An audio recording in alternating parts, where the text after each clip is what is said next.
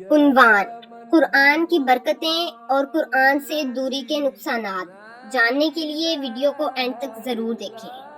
بسم اللہ الرحمن الرحیم۔ السلام علیکم ورحمۃ اللہ وبرکاتہ۔ الحمدللہ رب العالمین، الصلاۃ والسلام علی سید المرسلین۔ آج کا موضوع ہے قرآن کی برکتیں اور قرآن سے دوری کے نقصانات۔ میرے عزیز اسلامی بھائیوں اور بہنوں، اللہ تعالیٰ نے قرآن مجید کو پوری انسانیت کے لیے ہدایت، رحمت اور نور بنا کر نازل فرمایا۔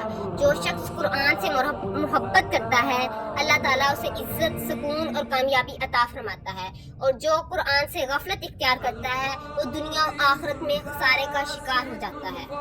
اللہ تعالیٰ فرماتا ہے ان ھذا القرآن یہدی للتی ہی اقوم۔ بے شک یہ قرآن اس راستے کی ہدایت دیتا ہے جو سب سے زیادہ سیدھا ہے۔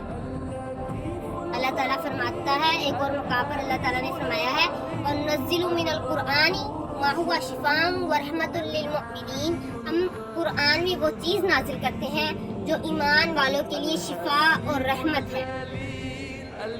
رسول اللہ صلی اللہ علیہ وآلہ وسلم نے فرمایا، تم میں سب سے بہتر وہ ہے جو قرآن سیکھے اور سکھائے۔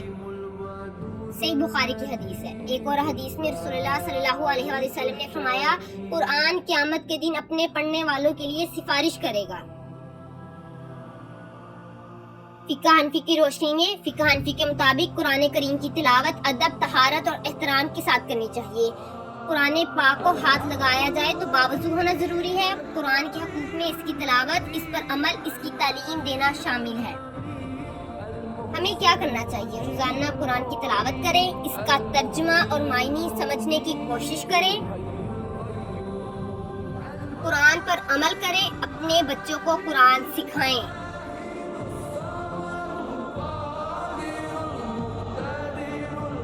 قرآن سے جو رشتہ جوڑ لے انسان، قرآن سے جو رشتہ جوڑ لے انسان، روشن ہو جائے اس کی دنیا بھی اور آخرت بھی آسان۔